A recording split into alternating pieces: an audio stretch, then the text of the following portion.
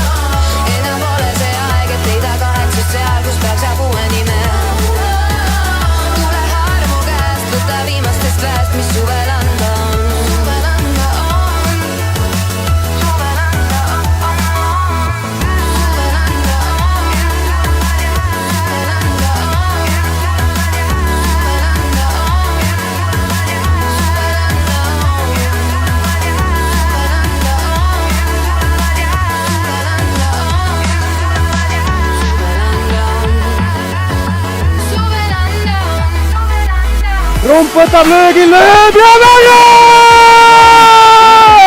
Vägev!